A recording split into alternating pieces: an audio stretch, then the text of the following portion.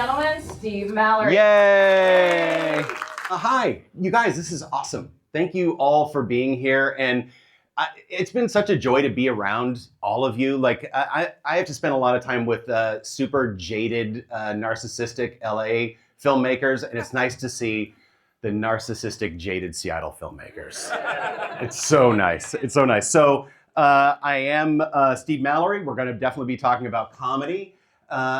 As Chris said, I do work in Hollywood and LA, but I am from Seattle. Actually, I'm from Washington. I'm the most Washingtonian person here. I'm the most Washingtonian person there is. I was born in Bremerton, right?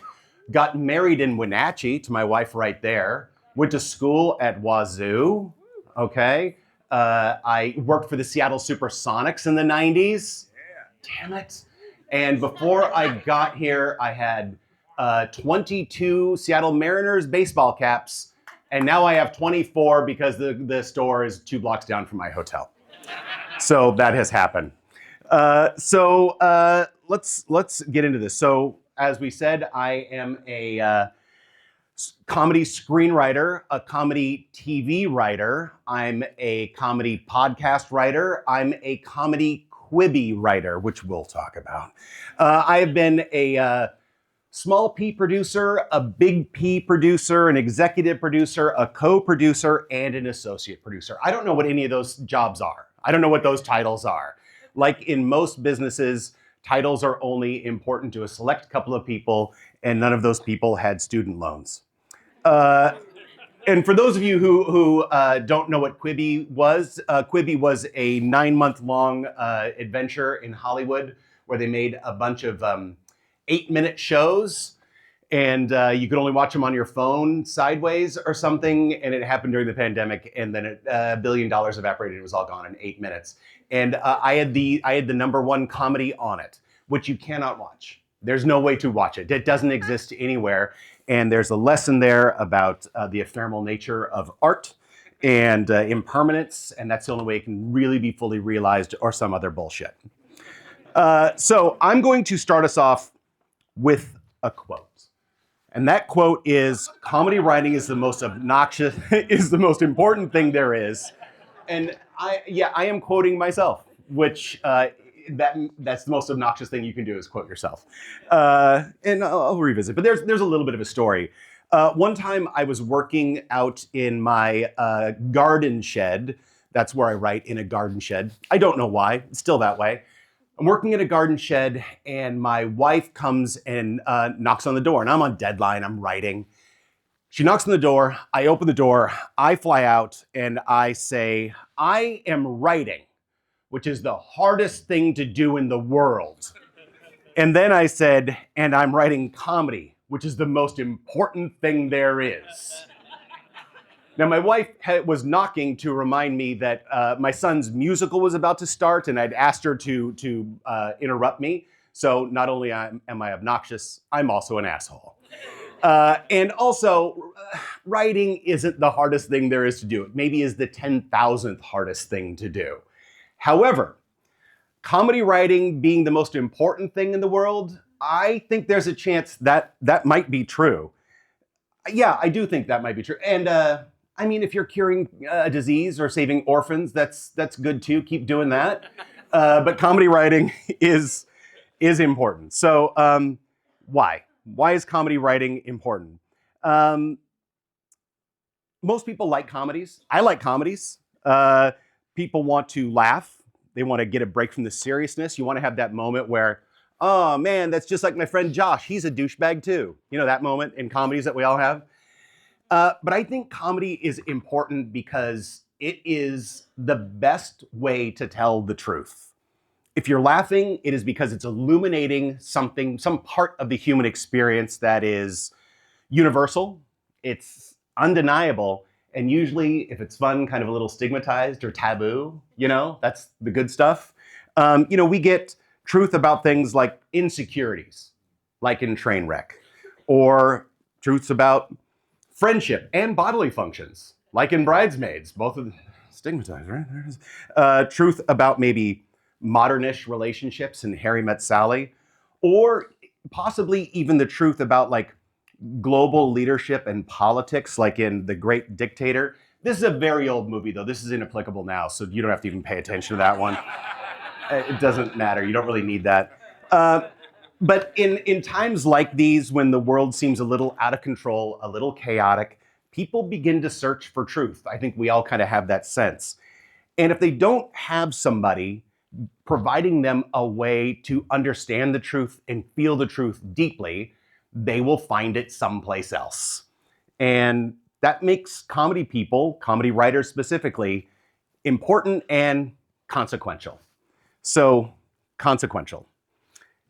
It's a big word to use with comedy. A lot of people aren't going to say consequential. You know, Schindler's List is consequential. Bob and Dave need a date for a wedding, whatever it is, that's not. But comedy people actually have been very, very influential throughout the world and time.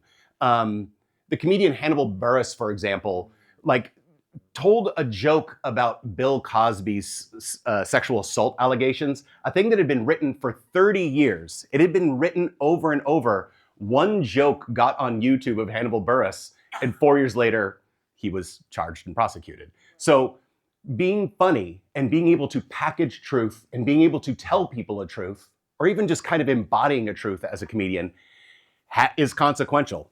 For example,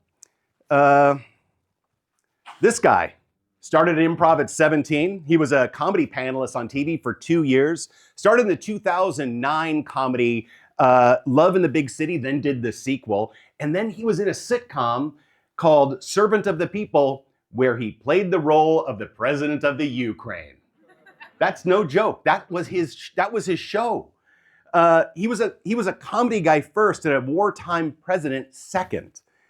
You know, that's as consequential as a comedy person can be. And I think he embodies a lot of what we are. We're supposed to be telling truths and pushing boundaries and making sure that we hold the line on certain things. So good job if you're doing that. And I love comedy. I think comedy people are the best people. They are smart. They are observant. They are socially aware. They are the best thing to have at your wedding or a karaoke party. Just period. They're the best. Comedy people make others laugh, but we also love to laugh. We wouldn't be doing that unless we wanted to laugh, right? And listen, the last couple slides, I'm not political in the slightest. Not in the slightest. For me, it just doesn't really work. So this will be the last of it. But I want you to kind of picture something, if you can. Picture any world leader in your mind. Anyone. Don't use Zelensky. Any other one. Doesn't have to be this country, any other country. And try to picture them laughing at a joke. Like really belly laughing. Like laughing, tears streaming down. One of your jokes. Something you wrote. A bit you wrote. And not laughing at one of their own jokes. Not laughing at a joke of someone punching down at somebody. But a really funny joke. And they're doing it because it's the most human thing you can do in the world. If you can't picture it, there's a very good chance they can't do it. It also means that they are not very socially observant. They're not really connected to everybody else like you are. And maybe you don't want to have them at your wedding or your karaoke party. Maybe, you know. Leading is a serious job. I know that, but it's not that serious, which is why we actually need comedy right now. And if you're here to write comedy, thank you. Because you're doing something super important. It's really relevant. It's really desired, probably more than any time in our lifetime. We need new comedy voices, new comedy series, comedy movies, comedy anything. And it's on all of you to deliver. No pressure at all. You just kind of have to save the world with the same tools that got you detention in the 5th grade. Same thing. Okay. So let's get into what we're doing here. My first bit of writing comedy, my first piece of advice, I'd consider not writing comedy. Forget what I said before. Yeah, super important, fate of the world, all that depends on you. Don't do that. Comedy's tough. Maybe lean into psychological thrillers. That's kind of fun. Or you know what else is good? Horror movies. Or also, if you can shoot them in a single location, that's the best. And then finally, if you can swing it, talking animal movies, pigs or dogs, both of those are great. The entertainment industry really loves these kinds of movies. You've seen it. There are a lot of them, right? And comedy can be a little bit of a stinky diaper in the movie writing world right now. A little bit of a stinky diaper. I mean, for some reason. Actually, for a very, very obvious reason why it's stinky. It's because comedy is subjective and drama is not. Drama is objective. What you think is funny and literally what the person sitting next to you right now thinks is funny are two different things. My wife of 30 plus years, who I love, and I've married, I think I mentioned that, she doesn't like the movie Airplane. Yeah, right? Thank you. Oh, she's sitting right there. She's like, oh, that is one of the funniest movies in the world, right? She's wrong. It's amazing we've been married as long as we have. She does, however, love the Martin Lawrence movie Rebound. Okay? She loves it so much that she was watching it when we found out she was pregnant with our son, which bothers me to this day. I mean, it really does. So drama, not subjective. They are objective, meaning most people are drawn to them for the same reasons, especially movies and shows about murder. There seems to be a lot of shows about murder, right? A lot of unexplained murders, a lot of serial killer murders, and I don't know why, but a lot of Swedish murders near frozen lakes. These projects feature murder because murder is objectively bad and disturbing. No one is pro-murder. No one. The same goes for maybe the suffering of children. It's objectively bad when children are kidnapped or abused or murdered. A murdered child is doubly objectively bad. Everyone on the planet understands and relates to these objectively bad things. They all respond to drama. We all feel the pain. It's built into the reptilian parts of our brain. Drama connects with everyone, and connecting with everyone is frankly good business in Hollywood. Okay, guys, I didn't want to do it, but my hot take alert. Comedy is harder to write than drama. That's my hot take. Trying to make people laugh is like trying to teach a polar bear how to tap dance. It's doable, but it's going to go badly for somebody.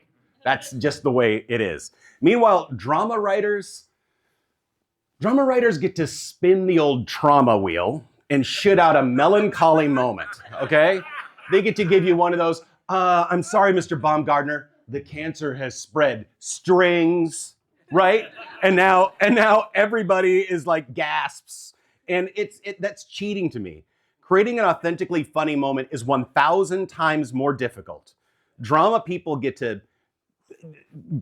drink pain and suffering like it's champagne. They piss out an exploitive tearjerker, and BAFTAs fall from the fucking skies, okay? You want to take the easy way out, write a drama. But if you actually want to write a drama, I love drama, so do that also. That's fine, okay? But that's the end of my hot take alert. That's the only hot take I'll have today. Yay, hot take alert. Okay, so you're here. It's like, hey, comedy guy. You're supposed to be writing comedy. Why are you bumming us out about our desire to write comedy? You're obnoxious. And I said I was obnoxious in my second slide. So I'm just fulfilling my destiny here. The point I'm trying to make is that no comedy ever is going to be objectively appreciated by everyone, which means that should not be your goal. Don't work towards it. Your goal should be to make a thing that is funny to you and your peers, and that's it. You have to make it personal, you have to make it specific, and you have to make it reflect your culture, whatever your culture is. If it's Dungeons and Dragons, if it's furries, whatever it is, that's your culture. You need to reflect it. Avoid focusing on what's trending, please. What's in the zeitgeist or what some executive said on that one podcast, okay? The most memorable, quotable, watchable comedies are reflections of their creators, not the studios, and certainly not the focus groups. And what's popular now is going to change in 4 days. I blame TikTok, but it is always changing. And if you somehow get to work with a studio executive who's excited, they're going to lose their job in 2 months. They're going to go to another studio and they're going to forget what they said and they're going to forget who you are. So your goal is to do your own thing. Don't be everybody's cup of tea, okay? Make the thing that works for you, and that's it. Let's see. There are a lot of big comedy movies that have done this, exactly this. Big movies like Napoleon Dynamite, right? And Beetlejuice. Those are weird, wonderful movies told by weird, wonderful people. And I know for a fact that when those scripts went around Hollywood, people were like, I don't get it. I don't get it. They were rejected by a lot of people because they were too weird. They were too wild. When I write comedies now, I'm always trying to be 9 people's favorite thing rather than 100 people's 9th favorite thing, which is the lyric to an off-Broadway musical, but I'm going to say I just made it up. Because 9 people can turn into 25,600 people. That's the number. And then that can even grow to a number that's also divisible by 9, I believe. So the point is, I urge you to be weird, wonderful in your comedy, because frankly, it's the only way to be. There isn't another way to go about it. And if you try, you're gonna just upset yourself. So the next thing is you're going to say, hey, comedy guy, suck eggs, kick rocks, right? Because if my comedy script doesn't work for the Netflix, HBO, whatever algorithm, it's not gonna work. No one's gonna want it. It'll never get made. And writing something personal and subjective is a great way to piss off the algorithm. And you're not wrong. You're not wrong. A lot of decisions are being made by algorithms, and a lot of faith is being put into them. I argue, however, that Hollywood is not watching enough basketball. Oh, what does he mean, basketball? Yeah, I miss the Seattle Supersonics. I said that. That's why this picture is 30 years old. Okay, here's the thing. For over the last 5 years, NBA basketball viewership has declined almost 25%. At the same time, the use of analytics to maximize and optimize gameplay has gone up. They've seen that three-point shooting has gone from 26% to 42% in the last 5 years. Defenses stop almost all interior plays altogether. There's like you can't go inside, and every player is playing the game to maximize their potential. So everyone is doing exactly what they're supposed to do. And last year, there were even a couple of statistically perfect games, meaning everyone did exactly what they were supposed to do, when they were supposed to do it, to maximize the opportunity for outcome. And guess what? It was boring as shit. It was super, super boring. People stopped watching because it turns out that we human beings don't want perfect entertainment. We don't. We want unexpected, swaggering, flawed, audacious, subjective entertainment. We'll all accept when it's sanitized, right? But we love when it's real and human. And I think that Hollywood and actually all of entertainment is learning this right now. A lot of money has evaporated following the algorithm. I mean, evaporated. Meanwhile, the awards and frankly, the profits are going to small personal projects. So this is a really good time to maybe start thinking about your personal comedy. Okay, so I've set the stage. We now know that you are doing God's work by doing this. You know it's a terrific opportunity. I hope you're pumped up to write your next comedy. Let's get into what you need to know to write a comedy. First, I have to assume that you are funny. Okay? If you're not funny, this might not be the workshop for you. I can't teach you how to be funny. Only your childhood trauma can do that. Next, you need to know the difference between funny and comedy, because these are two very different things. They have a big Venn diagram right here, but they are not interchangeable. Funny takes place in a moment, okay? Funny is a punchline, it's a physical gag, it's a one-note bit. When I was a kid, a million years ago, they would print funny puns on the side of Dixie cups. Not sure if anyone remembers that. They were on the side of Dixie cups because funny doesn't need a lot of space. Also, side note, that was all the water we used to drink in a whole day back in the 70s.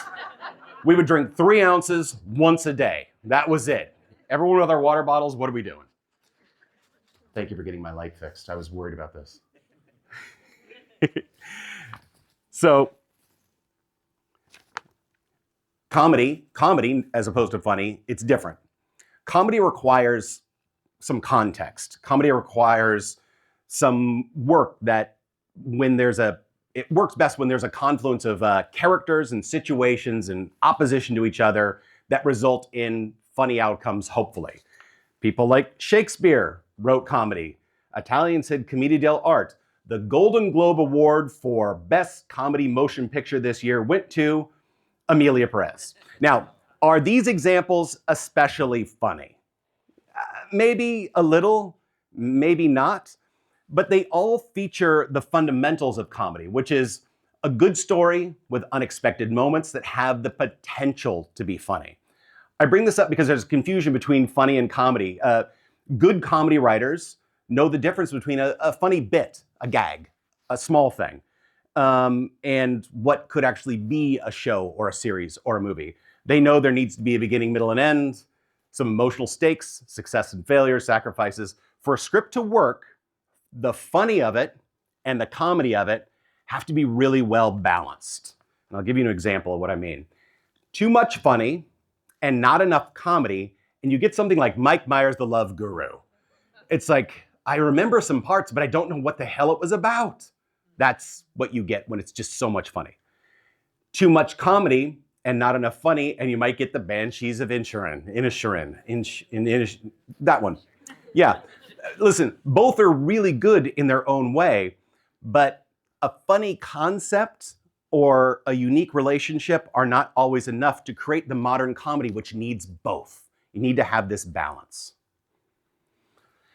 This brings us to my next caveat about comedy. Your job is just to write a good movie, okay? Start there. Don't obsess over how to make it funny. You can do that later. Obsess over the particulars of a good movie script. If you don't know what those particulars are, there are 10,000 books you can read. And also, there is a screenwriting class taking place somewhere in a coffee shop near UW in 25 minutes. I don't know that to be true, but it's true, okay? Also, you can read a book, take a class. I've taken literally all the classes. I did Save the Cat, My Story Can Beat Up Your Story, Robert McKee, Sid Field, Nutshell Technique. I have a copy of Bird by Bird sitting at my desk right now. Any or all of them can help guide you towards a better story, because that's really what you need when you're making a comedy. It needs to start with a great screenplay, okay? You need to have the thing that good movies have, regardless if they're funny or not. Because if it's a good script, you can make it funny. I'm gonna give you an example. Like, if I gave you a great dramatic script like Kramer versus Kramer, or Nomadland, or Brokeback Mountain, are you telling me you couldn't make that a comedy? Just go through, do a comedy pass, right? I mean, Divorce in the 70s, do a period piece, hilarious. And the kid's haircut, just keep it. That's funny, right? Frances McDormand poops in a bucket. You're halfway home, right? And then Forbidden Cowboy Love comedy. Just, you know what? I'm doing that one. Forget it. Don't, that's actually great. That's great. It's really good. Okay. So let's say you want to start writing comedy right now. This moment during this workshop, I don't blame you. I talk a lot. What I would offer you is the basic philosophy or a theory or a formula, whatever you want to call it. I'm going to say it's the first third of any screenwriting book that you're going to read, and I'm going to summarize it right now. And all it is concentrate on the why before the what. As a writer, you need to understand why things are happening and why things are important before addressing what is happening in your movie. I say before, I just saying have an idea of what it is. You don't chronologically have to do it before, but have an idea of why things are happening rather than the what. I'm gonna give you an example. If you went up to somebody, I'd go up to any one of you and said, hey, Describe the story of the movie Toy Story. Easy enough. You would say it's about a room full of talking toys in Andy's room, and when a spaceman action figure shows up, it upsets the routine of all the other toys and jeopardizes their future because they're moving to a new house, and there's pizza and a remote control car, and a lot of weird romantic tension between Woody and the Bo Peep doll that was unsettling. Like, it was weird, like they looked at each other strange. But that is what happens in Toy Story. The reason why you get invested in the script is because it's a story about friendship and sacrifice and love. Those are universal feelings that are important to all human beings everywhere. You should ask questions of your script such as, why is something or someone important? Why should someone care? And why is this happening now? And why am I crying now that Buzz and Woody are friends? Because you do. Also, you don't get hung up on the fact the audience isn't paying attention to your why. Often they don't know why they like it. They just prefer one comedy over the other, and it's usually because the why of it is really big and strong. I'm going to give you an example. I'll give you an example of it. First off, this idea of the why, I stole it from a guy named Simon Sinek. It's called the golden circle. And, you know, it kind of sits in the middle of everything else. Understanding your themes of stuff like loss, redemption, revenge, love, betrayal, loyalty, putting some of that, even just a hint of it in a comedy script works really well. And you don't have to be Chekhov. You don't have to like go deep. You can just have one and people respond to it. For example, have you ever watched a Fast and the Furious movie? Okay? Fast and the Furious movie is kind of insane, right? They put a car in space. F9, the final saga, there was a car in space. That's not possible. You're not allowed to do that. However, through all of this, you accept all the car kung fu in the world because of what? Family. They say family.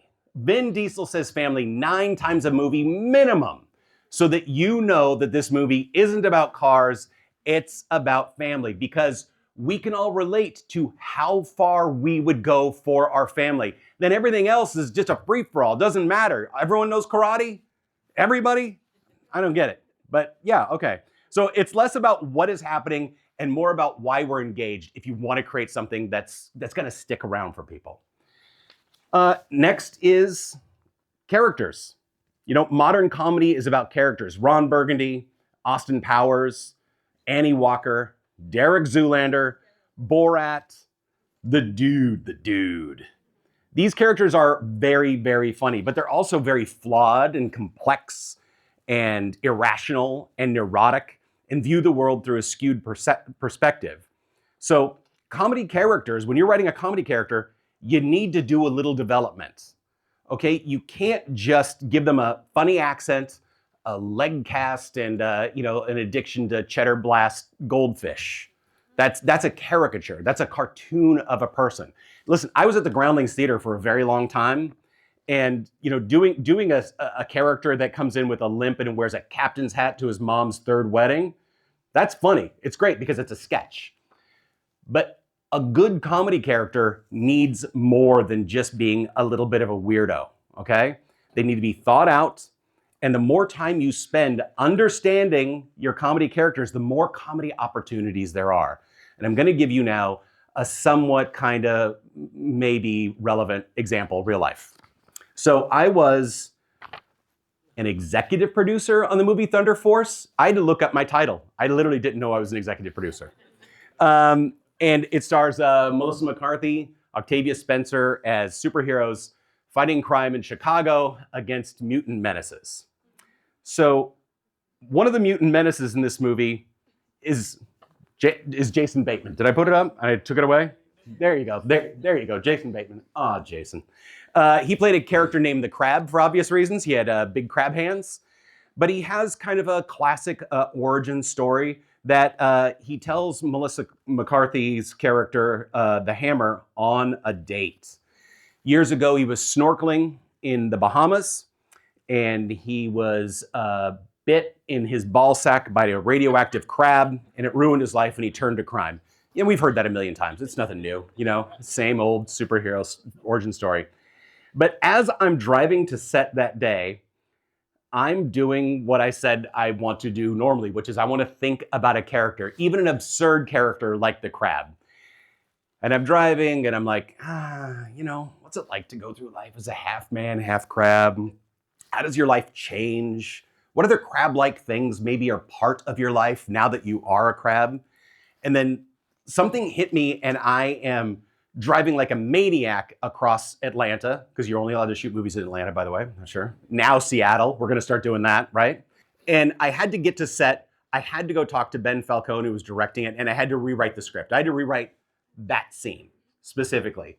Because as I was driving, I remembered crabbing out here in the Puget Sound as a kid.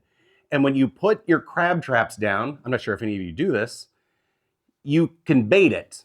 And we would bait with two things: cat food and raw chicken. Okay, that's what we did. And here's the thing. Melissa's superhero character, established in the script, was transformed through a scientific process, blah, blah, blah. But one of the effects is she could only eat raw chicken. And I'm like, wait a second. If she eats raw chicken and the crab only eats raw chicken, then we have something that they can connect to. They have the thing that they're the only two people that share this thing. And it can give them kind of a platform to be together and fight for each other and maybe even fall in love. Yeah, it's not Aaron Sorkin, guys. I get it. It's not Aaron Sorkin. But considering the character within the comedy more deeply and more empathetically, I kind of got to make a scene funnier. And when I saw two big movie stars eat raw chicken on film, guys, I knew I had the right career. That was the career for me. For sure. I knew it. So I just brought up, I just name dropped two people, Ben Falcone, Melissa McCarthy. It's not a name drop, but it's a name drop. Let's say it. But the reason why I name drop is because we have been friends for 20, 25 years. We all went to the Groundlings Theater, if you're familiar with the sketch and improv place in Los Angeles where all the comedy people come from. Will Ferrell, Kristen Wiig, others, a bunch of people. We all met there. We all did classes. We all performed on stage like idiots in wigs, We even made our first short film. Yeah, we made a short film that you'll never see. No one will ever see this short. And by the way, this short film features Kristen Wiig and Annie Mumolo, who wrote Bridesmaids, Kent Sublett, who's the head writer of Saturday Night Live right now, and Stephanie Courtney, Flo from all the Progressive ads. What a cast, huge. You'll never see it. I have 1,000 copies in my garage. No one will ever see it. But the point is, I became friends with a group of actors and writers very early in my creative career. Most of the people in the Groundlings around the 2000s were friends, and we all liked to work with each other a lot. And I bring this up because having a group, a posse, a squad, could be the most important thing you do in comedy or in any part of your creative career. Have people that are there to push you, to support you, people who think you're great, people who don't think you're great, but they're your people. It can't be any more, and do it right now. Like if you're sitting next to somebody, everybody here wants to do this. So make friends. If you don't have a friend, make a friend right now. Oh, that's sweet. Thank you. That's very sweet. Because the only way to do this is together. Okay, this is not a solo thing. You're not a decathlete. You can't do this by yourself. Get as many people as you can and be open to helping and pushing each other, because that's how I do it. That's what I like best about it. Okay, now an exception to the rule. Everything I've said, I'm going to contradict myself, because the exception to writing something personal, specific, and cultural, and creating like really great characters and all the stuff I just said is, the exception is getting paid to write a script. Listen, if there's an opportunity to get paid to write, especially when you're just starting out, just do it. Just do it. Getting paid to write is marvelous and rare, and it can kind of create its own opportunities in a way. I want to say this, my last 3 studio scripts have been a body switch movie with LeBron James, a live action comedy about 2 dolls that was by a major toy manufacturer, and a buddy cop movie about two middle-aged African-American women. None of these will be coming to a theater near you at all. I was paid to write them. I wrote them. I did a fine job, but whatever reason, it didn't work. But was I truly, absolutely connected to any of those? No. I don't. LeBron James is overblown. I'm just gonna say it. But Paramount, Universal, and Warner Brothers all said, "Hey, here's an opportunity," and I took it. And I'm glad I did, because it made me a better writer by working and not having to worry about bills and be able to work. So if you get a chance to get paid to write, do it. Because also Sally Mae does not accept artistic approach as a valid form of payment. So don't try. Okay, a couple little hands-on tricks, tidbits, a little bit more functional stuff. This is gonna be about writing, but also just making comedy, because that's a good thing to know, because I know, right? Everyone here is probably both a writer and a producer and a director, and maybe the lighting people and maybe the craft services. So it's important to understand it all. First, and this is just a terrible suggestion for 48 Hour Film Festival. Take your time. Take your time when shooting comedy. Comedy on the page is different than comedy on the set. If you can, carve out extra time for your cast to rehearse and explore and discover comedic beats within your scene. Get one good take as written, for sure. But then if you can, give your cast a couple moments, a couple takes to just do something with it. Something they have in mind, something they wanted to say or do. Playing around is really helpful and also can help you identify the comedic voice sometimes. You know, your actors are good. They trust them a little bit. Next, love your script. Don't fall in love with your script for comedy. If your actors do find a new funny beat that isn't scripted, adapt to it. I know, listen, my words are the best words in the world. No one should ever change a single word. You know, there, and there, whatever the spelling is, don't change it, because I'm perfect, except in comedy. You know, I've written as many as 20 new jokes in a scene, sitting there watching it, just trying to see if the director or the actors want to give it a shot. That's most of my producing is writing, producing, sitting on set, watching a scene, and then giving alternate ways to do it. And whenever you do that, there is an opportunity to find something else. And listen, this is the same for directing, producing. Alternative versions and jokes in comedy are a gift. They are a gift from God, from the comedy gods themselves, because they're saying, hey, when you're editing and you come up to this point, it's like, ooh, that didn't work. You're like, wait, we have 3 different takes with 3 different jokes. Let's try one of those. Dramas don't get to do this. Dramas have to do the same thing. Comedy, it's like, try 5 more jokes, man, and we can just plop it in and see if that one works better. And you just don't know which one is the right one. An example of this, again, I'm just gonna go back to Thunder Force. We were going to shoot a visual effects scene. Oh, did I skip past it again? No, I'm right. I did it. Where Melissa's character was going to be injected in her face by a serum. Yeah, that's, you know, super serious stuff. The effects team said, listen, every second that she has like bubbling boils on her skin is going to cost X amount of budget, and it's going to take X amount of time, which would just ruin a lot of things for us because it's expensive. Visual effects are expensive. And I started thinking about it like I'm thinking about every scene. I'm like, hold on. If Melissa is a superhero with a really fast healing power, wouldn't the effects of the injection be really, really fast? And I acted it out for them. I said she could get injected, scream for a second, and then make kind of a comedy switch where she's fine. So it kind of went, ah, oh, yeah, that's fine. That's good. Actually, it's good. It was fun. Because I knew Melissa could physically pull that off, like make that switch, it was great. It also saved us hundreds of thousands of dollars and saved us a whole half day. Listen to yourself. There's always a way to write yourself out of something or write yourself into something. Be flexible, be adaptable, be plastic. That is part of the best part of being in comedy, is it's not a fixed thing. All right, we're getting real close to the end, guys. Okay, listen, this is for directors out there. It's not just for comedy. Get the shot. Get the shot whether you think you need it or not. Sometimes on the day you're gonna go, you know what, we're never going to use that. That's the one you're going to need. For sure. Guaranteed in the edit.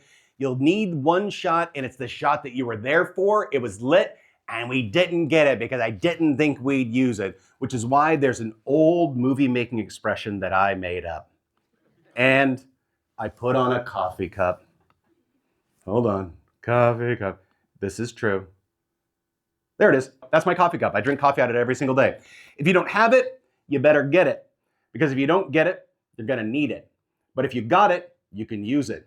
You can always cut it out, but you don't have it. But if you don't have it, you can't cut it in, and that's movie making. See? I'm quoting myself again. I told you. Obnoxious. Truth, truth, truth, truth. It's a 101. I'll be sad when it breaks.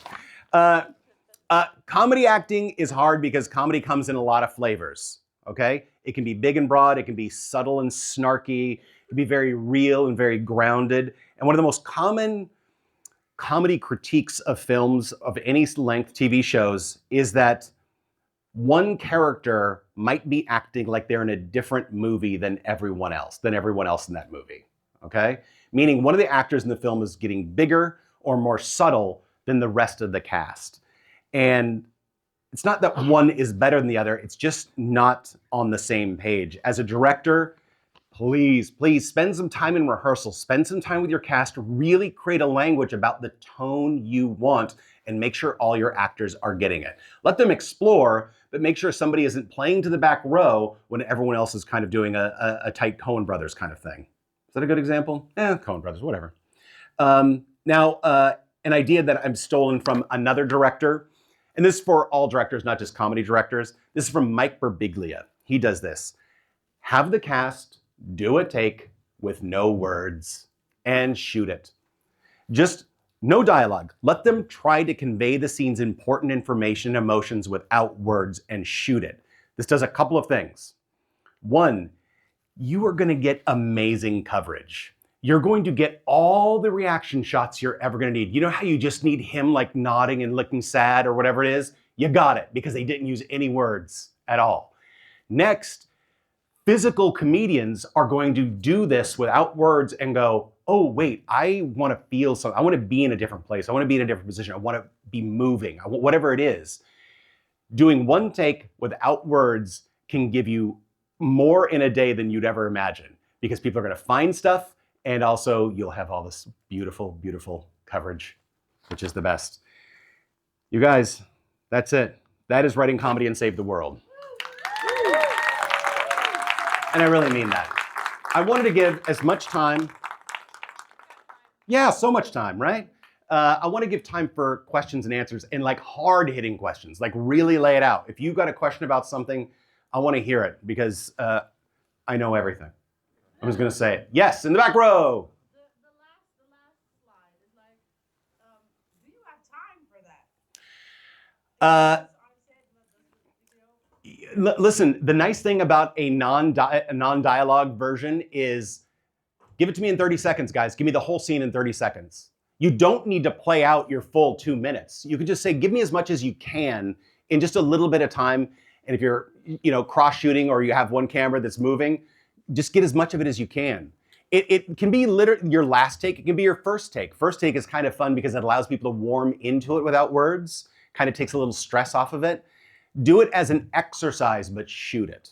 That's the thing. And you don't have to spend a half hour. Whatever your lighting is for your first shot, do one without dialogue first. That's my recommendation. Does that answer it a little bit? Okay. Yes. You know what? One behind you, then you. Yes. How does your casting affect your writing?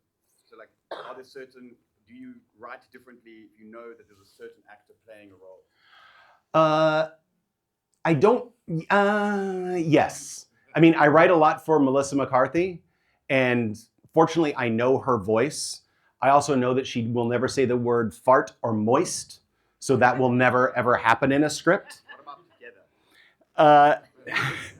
Oh, a moist fart? Oh boy, no. She'd have me thrown out of the WGA for that. So yes, it does help with language. And I will say this, as you're writing, it's sometimes beneficial not necessarily to write to a cast, but have someone in mind. have like a cadence in mind. Have kind of a thought about what this person sounds like. That is more helpful than actually going, oh, this has to be specifically for Ryan Gosling or whatever it is. Just kind of have a tone or a quality. And there's been times when I'm like, this guy, I want him in my head, he sounds like Homer Simpson. So I'm just going to write kind of simplistic dialogue. And then with the actor, you never say Homer Simpson, the actor gets it. It's like, ooh, I think I know what this is. And then it's not Homer Simpson, it's something else. But having a voice helps. Writing to someone specifically is really hard. It's really hard, especially for a specific actor, you know, unless they themselves are also a writer and they can help you with it. Yeah. All right, so I'm asking this more so on the perspective of I'm a first AD, so. God bless you. A round of applause for first ADs, guys. Thank you. Thank you. So, of course, packing the schedule. You want to give that time to breathe and everything. I love your idea of doing the scene without the dialogue. I'm definitely going to start pushing that. My director's going to be like, what the fuck? Or like, let's do it. Aside from packing extra time to let that breathe, what are other pieces of advice you'd recommend for first ADs? Because on comedy sets, I'm reminding myself, don't be an asshole and ruin the vibe. Yeah, the vibe's tough. Yeah. Because you're the one's like, come on, we got 2 more places to be today. Let's go, right? And the PAs aren't showing up. The first thing I would say as an AD is something that is out of your control. If you have a director that you're friends with, say, listen, we start shooting in 3 weeks. You guys need to go to your apartment and work through everything for comedy. In a lot of ways, comedy is more like stunty. Like, you know how they will choreograph and shoot all the stunt stuff beforehand? Like, this is what we're going to do. Comedy deserves that as well, because it's a high wire act and you want people's chemistry and you want their decisions to be made so that when they're on set, it's like, oh no, I got it. I got it, so that you can roll into it. And if you've ever shot comedy, you've felt it. You've seen these actors like, I don't quite have it yet. I'm trying to find it. And you're running out of daylight. You're running out of time. You know, lunch is coming. And they're just getting it. You're like, fuck, we're right there right now. You need to, as a director, and listen, time is always just the worst.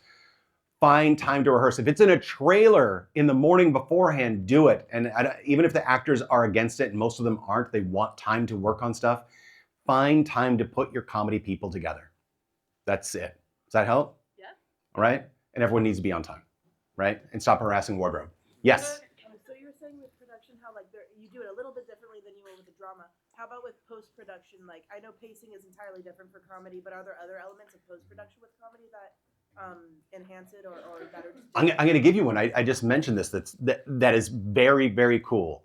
And you only can do it with comedy. When you show a comedy early. Go put it in front of an audience on the roughest cut you have. Put a microphone in the middle of the audience and record their laughs. Okay? Now, go back to your editing bay. Take that waveform, put it underneath the movie, and now see where laughs are and laughs aren't. Now, because you've shot 5 extra jokes, you get to play this beautiful game of Rubik's Cube. It's like, I'm gonna move this one here. They laughed at this joke, but there was another joke they didn't hear because they were still laughing. I gotta create space. Once you have that waveform of how the audience laughs, it's the most beautiful map about how to create more comedy. That's kind of cool, right? I had an old film editor tell me that. I'm like, you're blowing my mind. I can't believe it. Because I literally thought the focus group screenings were just BS. It's like, okay, we're not going to do any of it. But you do. Yes? So you mentioned that you had a script, like 2 African American. Yeah. And it was never used. But you also talked about writing coming from a cultural perspective. So Yes. I was wondering then if you were tasked to write something that wasn't your culture. For example, you say, Melissa, did you throw jokes for Octavia? Because, you know what I'm saying? Oh, yeah, for sure. Like, how do you navigate writing something that's outside of the purview of your culture? And by the way, it is something I'm very, very, very sensitive to, incredibly sensitive to. And for writing for Octavia, the movie Octavia asked me to write. So I had a little bit of the benefit of her kind of overseeing it. And I told her up front that I'm going to write kind of a straw man comedy first. you're going to see how I think this whole story will break and where the funny pieces are. After that, I need to sit down with you to make sure that my language is correct, that it's inclusive. And I said, also, I asked to bring a WGA fellowship, like one of the younger people of color, into the writing process. I'm like, I'm not going to do this by myself. I want to have somebody else with me because I don't have the understanding, I don't have the purview, nor should I. It's not my right to do. I've literally been talking to someone who two Latino actors and producers would like to make something, and I talked to them, and I had to say the exact same thing, where it's like, I would love to help you find the structure for this, the places where it's funny, but after that, I have to give it back to you because you need to tell me what is appropriately funny here. And I don't believe in policing scripts. I think funny is going to work. All I'm doing in doing that is making sure the funny really works because it is specific and it is personal and it is reflecting the culture. I can write a comedy. I know how to write a box office comedy, and I know the beats, and I know when you give me a concept how to get there, but the specifics need to come from those people. Yeah. Hi, yeah. Yes. Let's say you have some films that you've written, and what are some insights to either get an agent or to get produced? Any thoughts or advice? Yeah, lots of advice. And you guys are a perfect example of what to do, which is make a lot of shit. The more stuff you can make, the more things you can point at, okay? So coming to a film festival with a short, and it's like, you win, you lose, you entered, whatever it is, the more things you have to simply point to, the easier it is to make arguments to financiers, producers, and agents. And you just want to give yourself every at-bat that you can with material, always and forever. That to me is the main trick, is making things. After that, it is kind of, unfortunately, like creating some sort of presence for yourself. It's funny, there's a thing going around in Hollywood right now where we say that studios want you to make the movie so they can see if they want to make the movie. You know, hey, do you mind shooting all 90 minutes of this with all the things, edit it, give us a soundtrack, hand it to us, then we'll see if we want to make it. You kind of have to do a version of that yourself. You just need to be making the things that you can show people. I'm going to give you a real quick example. I know we're going to wrap it up. Here we go. So I'm making this fun podcast, Hildy the Barback in the Lake of Fire, which is the 30-minute show. It was originally written as a TV show by Ben Falcone and I. And then we realized, oh no, we can't have centaurs. That costs too much. So as a idea behind a comedy show, we did it as a podcast because we put 2 microphones and built sound booths into his office. I recorded it and edited. We had a friend write songs, invited all of our favorite funny people to do it. We did it. It's on the air. It's been in the top 10 best, most listened to fiction podcasts for the last 4 months. And as just an example of what we can do, because we didn't see a lot of places in comedy that were growing, we've had 2 studios come to us like, oh my gosh, can we do an animated series based on this? Because it is cast, it's done. We have the metrics. We get to see how many people have been listening. For some reason, people in Iran listen to it a lot. It's our 6th biggest market. I don't understand it. So by making something and just going, here it is. You want to make something undeniable. In other words, here's what it would sound like. Here's what it would look like. Here's the metrics behind it. That's a big push, and we have a lot of opportunities to do that because of who, my fancy friends are. But the closer you can get to having something that people can go of like, yeah, it's all there, the easier it becomes for you. It's just an easier argument to make. Can I take one more, Mark? Is it okay? One more. This has to be the best question we've had. I'm sorry. Is that okay? When you're writing a script, you're creating individual characters. How do you flesh out their unique comedic voice? Because you don't want all of your jokes just to sound like one person, but you just kind of spread them out. Yeah. How do you find like your unique characters and the way that they're going to complement each other in like diversity with their own like sense of humor? Boy, it's a good question. And there's a lot of ways to create, if you all didn't hear it, how do you create comedic voices so that they are different, but they all complement each other? There's a lot of theory about this. Something that I do a lot is, and I told you, see, comedy is serious and serious is comedy, I guess, is read up on Jungian archetypes. There's a whole list of Jungian archetypes, which is like this one's the fool, and this one's the king, and this is the leader, and this is the braggart. And they just kind of have these things, and Jung even put them in a circle, and like this character is the opposite of this character. If you just are stuck, you have an idea, but I don't know how characters can complement each other, it's a place to start, meaning that this person is brave but inside a coward, and this person is a coward but inside brave. You know, you want to have people that are complement. They're rarely the same. What they want can be aligned for a bit, but there's always going to have to be a conflict, always. And then I would say, go through your family. Who in your family is the weirdo, and how do they get along with another part of your family? And listen to them. It's like, yeah, he's an asshole and she's a dormouse. Great, but then you don't want to push her too far, because then she's going to burn down the house. You know, find those things. Also, one of the best things you can do as a comedy writer, go to your local restaurant that's crowded for breakfast, sit in a booth by yourself, and listen to the dialogue in the booth behind you. Listen to how people are talking, because people sound crazy, one, but also you will get a point of view about somebody. I need to brag about something. I am constantly sad. Everything makes me sad. And you just hear these things come out, and it's like, well, everybody's a character. Find characters, put them in a notebook, just describe them. In 2 weeks, you'll be filled and go, I would like to see these people in this movie somehow, right? But think about them.